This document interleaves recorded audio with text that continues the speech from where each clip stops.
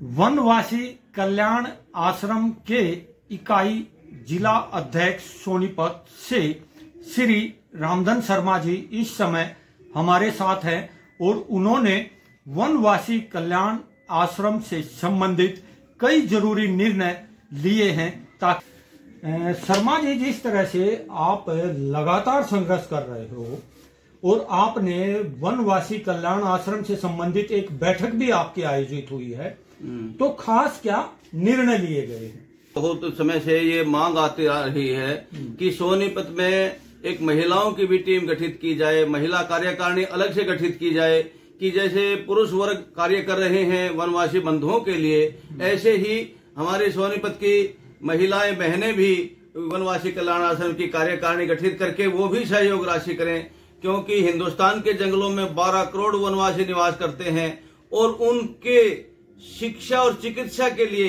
ये वनवासी कल्याण आश्रम कार्य कर रहा है। वनवासी कल्याण आश्रम का ये उद्देश्य है कि वो भी समाज की मुख्य धारा से जुड़े, उनके बच्चे भी शिक्षित बने, उनके बच्चे भी अपने पैरों पर खड़े हों, उनके बच्चों को भी जो जन सुविधाएं सबको मिलती हैं वो उन्हें भी मिलनी चाहिए। उसी संदर्भ में ये कार्य कर रही है। अच्छा शर्मा जी, जिस तरह से विषय ये है कि आपने बैठक में ग्राउंड जीरो पर जाने का निर्णय लिया है। हाँ जी, वनों में हाँ जी, हाँ। यात्रा होगी तो कुछ पता लगेगा जरूरत क्या है। बिल्कुल, बिल्कुल। तो वो क्या फैसले हुए हैं? वो फैसले ये हुए हैं कि अक्टूबर और नवंबर में वन यात्रा चलती है। वन यात्रा में जा करके हम जो कार्यकारिणी के लोग कार्य यहाँ करते हैं, तो हम जा करके वहाँ ये देखते हैं कि उनके लिए क्या क्या चीजों की आवश्यकता पड़ती है, उनको उनके बच्चों को उत्थान करने के लिए उनको क्या क्या सहयोग चाहिए होता है।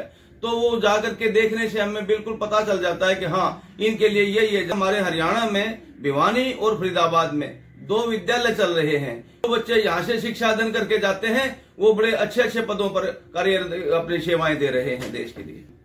कि सहायता राशि जुटानी है। हाँ, सहायता राशि के विषय में ये है कि पहले सोनीपत से दवाइयां जाती रही हैं, कंबल जाते रहे हैं, साइकिल मोटरसाइकिल जाते रहे हैं। अब ऊपर से आदेश ही आया है कि सहयोग राशि करके उनके अकाउंट में पैसा डाल दिया जाए, वो जैसी भी जरूरत होती है वो वहीं से भेज देते हैं। फिर तो हम यहाँ से हरियाणा का एक अकाउंट है, हरियाणा का उसमें अकाउंट में पैसा डालते हैं, तो जैसी भी जरूरत आती है वो वहां से भेज देते हैं। हम तो यहाँ लोगों से सहयोग राशि लेकर के और उनके अकाउंट में जमा करवा देते हैं। उसमें दानदाताओं को एटीजी का बेनिफिट भी मिलता है और दानदाताओं को जब वनवासी के बारे में बताया जाता है तो वो बड़े सहर्ष और बड़े खुशी खुशी के अपने जो है दान राशि हमें देते हैं और वो दान के चंदे की रसीद अपना प्राप्त कर लेते हैं। आखिरी सवाल और कर लेते हैं। हाँ जी, हाँ। जनहित से जुड़े हुए मुद्दे उठाते हो, शक्तियाँ प्राप्त होती हैं। वो ऐसा है जी कि हमें थोड़ा तुलसी जी की वाणी, संतों की वाणी मिल जाती है। उसमें चौपाई में लिखा है, परहित सरिस धर्म नहीं भाई, यानी दूसरों का भला करने के समान धरती पर कोई धर्म नहीं है। और ये उन लोगों का भला कि जिन लोगों को हमने कभी दर्शन देखा भी नहीं है, ना उन्होंने हमें देखा है। तो दूसरों का भला, परहित सरिस धर्म नहीं भाई, पर पीड़ा सम नहीं अदमाई, और दूसरों को दुख देने के समान कोई जो है अधर्म नहीं है धरती पर। इस मारी जिसका भी भला किया जा सके उसका करना चाहिए। उसी भावना से ओतप्रोत होकर के हम कुछ समय निकाल लेते हैं।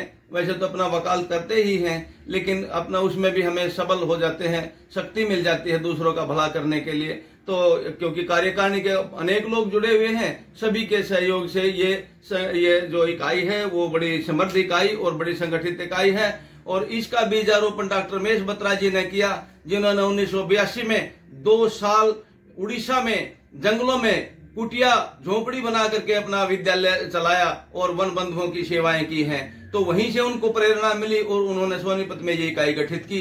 हम भी उनके साल अनेकों साल से जुड़े हुए हैं। अब कई साल से उन्होंने मुझे अध्यक्ष के दायित्व दिया हुआ है।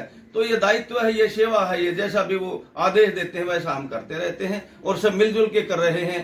कहते हैं कि अकेला चना तो भाड़ नहीं फोड़ सकता है, सबके सहयोग से ये कार्य संपन्न होता चला जाता है। वनों में रहने वाले लोगों की सेवा करने से ही खुशी मिलती है और उनकी भी ताकत बढ़ती है। राजेश खत्री, सोनीपत, हरियाणा।